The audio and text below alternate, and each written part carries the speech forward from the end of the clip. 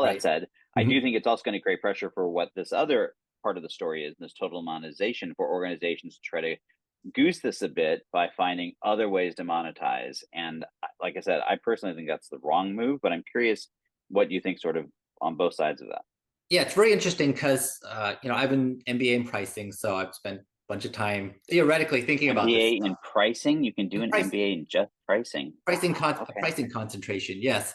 And when I was looking at B2B pricing, it's seen as rational. You understand the value. There's a direct dollar exchange that happens, but it has to be thought out, which means you have to win that trust of the executive who is making that purchase, and they have to be able to see the dollars from their own perspective to be able to make that trade-off. But if you can get to that point, you can monetize based on whatever value proposition they see as most important. So if they can get an extra dollar out of their factory, or if their acquisition cost is the most important piece, you can charge right there. Or if you can extend year to year as a typical subscription, you can basically add all these nickel and dime fees that we hate as customers, but we reluctantly accept as B2B customers. Like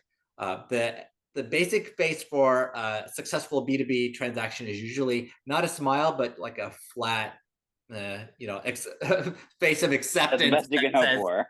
yeah, I got kind of screwed, but I'm also getting the value that I'm looking for. Like that's kind of the value that you look at for the B2B side.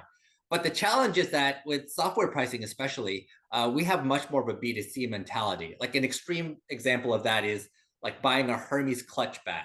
Like those $9,000 Hermes clutch bags. Like I've never bought one.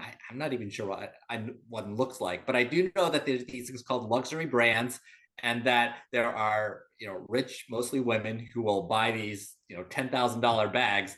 I don't know what makes them different from $100 bag, but they seem to know. They seem to be very happy about it, and they're because in their heart of hearts they know that 100x extra price is worth it.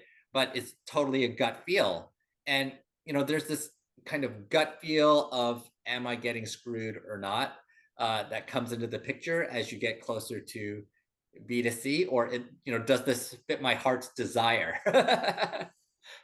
So I think those are the two conflicting areas. On the one hand, if you can think out every single bit of value from stem to stern, sure, you can do that B2B purchasing method. But increasingly, we have to move faster. It gives us less time to analyze, and we have to have more of a gut feeling of where that value is to make it work. So it really depends on how you're buying, what you're buying. I see this total monetization trend as being an interesting level of flexibility that will be useful for the business, but you can't just throw it in and use it for everything. Wow. Well, we'll see if it's like I said, I'm not the pricing expert, so maybe I'm wrong on this. I'm looking at it from the perspective of how do you, maybe I'm a big fan of signaling, right? And so this is another way of signaling what you stand for and how you engage with the market. But it is interesting what you're saying.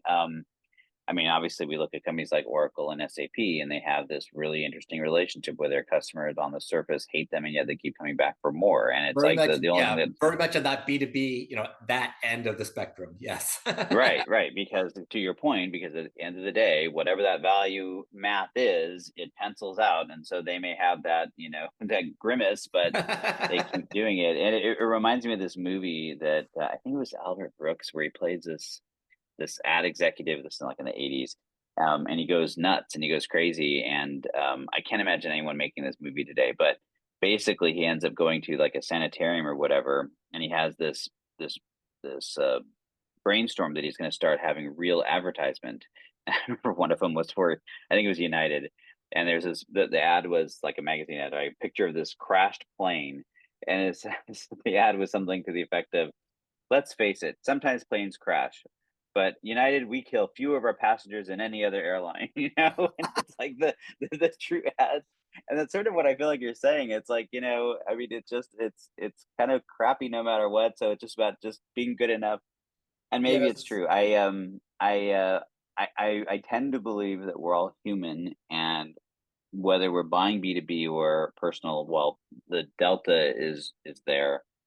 That I think there's some sense in that like if I guess maybe what I'm saying is like this whole total monetization thing. Like if I was on the receiving end of it, I think it would eventually have weight. But I guess to your point is the point at how do you find that balance point where you can just get away with it enough? I don't know. It's just another one of our crazy parts of this enterprise IT business, I guess. Yes.